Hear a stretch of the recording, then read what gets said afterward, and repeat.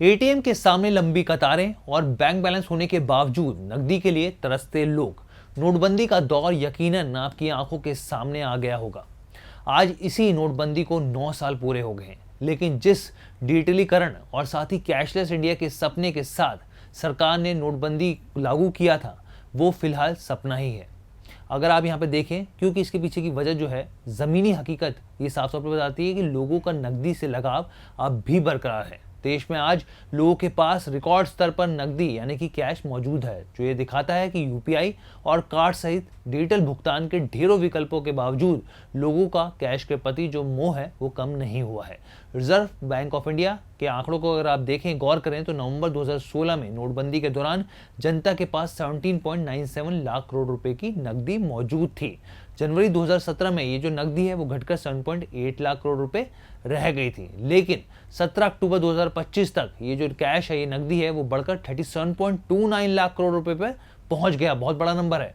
आइए अब समझते हैं कि लोगों के नकदी के बढ़ने और कम होने के उनके लिए मायने क्या हैं और इसका असर किस तरीके से देखने को मिलता है। चाहे नोटबंदी के बाद से जनता के पास मौजूदा नकदी दोगुने से भी ज्यादा बढ़ गई है, लेकिन आप यहाँ पे समझिए कि इसकी वजह यह है कि पिछले 9 सालों में देश की अर्थव्यवस्था भी हर साल 6% की अधिक दर से बढ़ती हुई दिखी है। हर साल 6% की दर से बढ़ी है।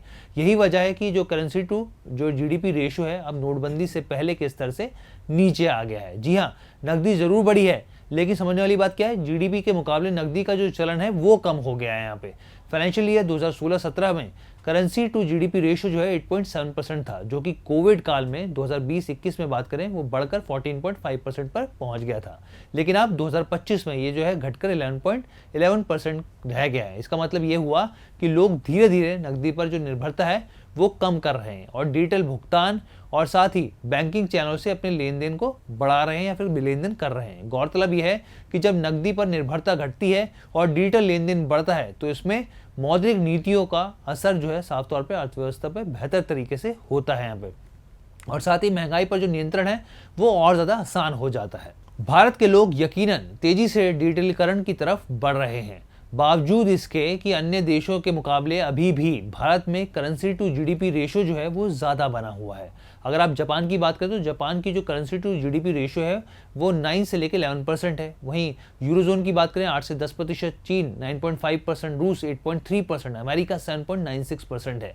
भारत में ये दर 11.11% है। नकदी के इस मोह के पीछे कई वजह है। इसके बावजूद आप ये समझिए सभी बड़ी वजह यही है कि लोगों में अभी भी जेब जो है खाली करने की परंपरा नहीं है। इसके अलावा ग्रामीण इलाकों में कार्ड उपयोग की जो सीमितता है यानी कम जो है स्थिति है, और साथ ही डिजिटल भुगतान के प्रति जो डर है वो भी कैशलेस इंडिया के राह में जो है वो एक बड़ा रोड़ा बन रहा है। सरकार और आरबीआई के कैशलेस इंडिया के प्रयासों के चलते डिजिटल लेन देन तेजी से बढ़ रहा है। यहाँ पे सरकार ने बड़े बड़े लेन देन के लिए अनिवार्य रूप से डिजिटल को यहाँ पे साफ तौर पे अनिवार्य कर दिया है। वहीं यूपीआई ने डिजिटल भुगतान की दिशा में क्रांति ला दी है, और यही वजह है कि वित्त वर्ष 2025 में कुल 185.9 अरब यूपीआई ट्रांजैक्शन होते हुए दिखे हैं। 2023 से लेकर 2025 के मुकाबले इसमें 49% की सालाना ग्रोथ जो है वो साफ तौर पर दिखती है। 2023 से लेकर 25 के मुकाबले ये आप समझिए 49% की सालाना ग्रोथ दिखा रहा है। केयर एज रेटिंग की रिपोर्ट को अगर आप देखें खंगाले तो आने वाले सालों में यूपीआई की जो तेज वृद्धि है वो जारी रहेगी यहाँ पर, बावजूद इसके कि गाँव और छोटे बाजारों में आगे भी कैश जो होगा वो किंग होता हुआ दिख सकता है।